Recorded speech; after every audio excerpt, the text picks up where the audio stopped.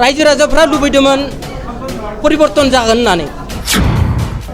हयथ' हाग्रामा सारनिख्रुइ बांसिन मोजां परिबर्तन जागोन होननानै रायजो राजाफ्रा सानदोंमोन गासैबो बिबानखौ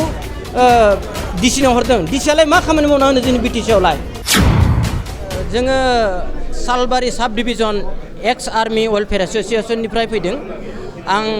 एक्स आर्मी वेलफेयार एस'सिएशन सालबारि साब डिभिजननि भाइस प्रेसिडेन्ट दा जों बेवहाय जयनिं प्रग्रामाव फैनाय मेन उद्देश्यआ जाबाय जों दिनै नुनो मोन्दों 2003 आव जेतिया बिटिआर सुक्ति जादोंमोन बे समाव जोङो बिटिसि सुक्ति जादोंमोन बे समाव जोङो हयथ' साकरियावनो दंमोन ओमफ्राय फैनानै नुफैदों भिन्न सिगाङाव फैनाय मानसिफोर जों एक्स आर्मिफोर दं आं 2004 फैदों रिटायार जानानै बिनिफ्राय साननै सानदों जों खोब बिपिएफ दलजोंनो जगाजग दंबाय दंमोन बिनिफ्राय जों मोनसे नुनो मोन्दों लासै लासै जितु दाखालि बावै जालांनाय 2022 आव जालांनाय जितु बिटिआर सुक्ति बे सुक्तिया जोंनि जितु बिटिसिनि जितु अधिकार जितु मोनथाय बे लासै लासैनो गोमानो हमजोबदों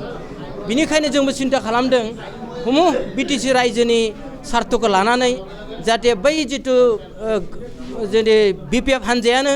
जि मोजां खामानिखौ मावबोदोंमोन बेखौनो जाफिननांगौ बिनिखायनो जोंबो बैसो थांबाबो जोंथ' 60 बोसोरनि सायाव जाजोब्बाय थेवबो जों दले बले फैजोबदों जोंजों लोगोआव बिधबाफोर फैदों आरो जों बेयाव जों गासै 76 जन 76 जन फैदों बिधबाफोर जों गासैबो आरो जों बेखौनो आसा खालामो इयुनाव जाहाथे बिपिएफआ सासन भार लाफिननो हायो हाग्रामा महिलारि सारा जाहाथे बिटिसिखौ मोजाङै जाफुंफिनलांनो हायो बेखौनो जों आसा खालामनो जों दिनै बे जयनिं एक्सनाव फैदों नंगौ रायजो राजाफ्रा लुबैदोंमोन परिबर्तन जागोन होननानै हयथ' हाग्रामा सारनिख्रुइ बांसिन मोजां परिबर्तन जागोन होननानै रायजो राजाफ्रा सानदोंमोन नंगौ बेखौबो फोरमान नायबाय नाथाय बे दिनै 3 बोसोरनि गेजेरावनो बिथांमोनखौ रायजोफ्रा लासै लासै नगारनो हमदों आरो बिसोरनि सायाव एखेबारे भरोसा गैया जादों आसा गैया जादों मानो होनोबा नोंथांमोना रायजो राजाफ्रा नुनो मोन्दों जितु जाहा डिपार्टमेन्ट मोन्दोंमोन बिटिसिनि कारनै 40टा डिपार्टमेन्ट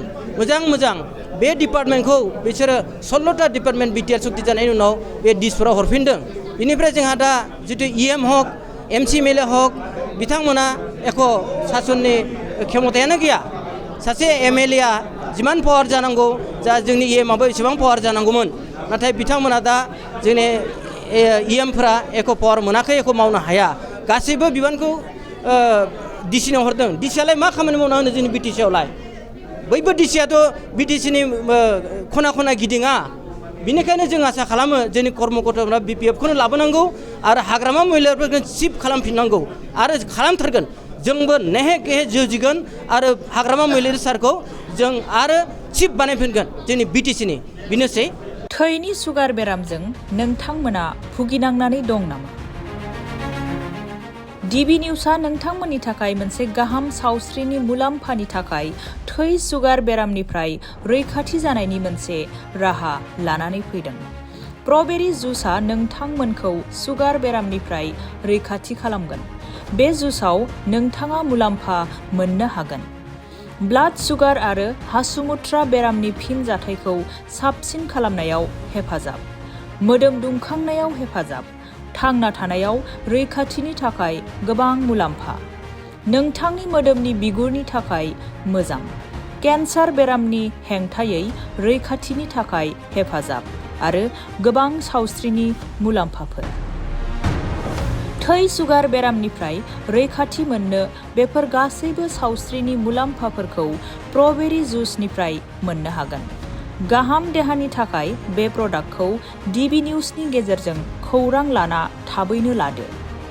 गुवारै मिथिनो आरो प्रडाक्टखौ मोननो थाखाय जानबुं नाम्बार 99740307338 आव जगाजग खालामनो हागोन।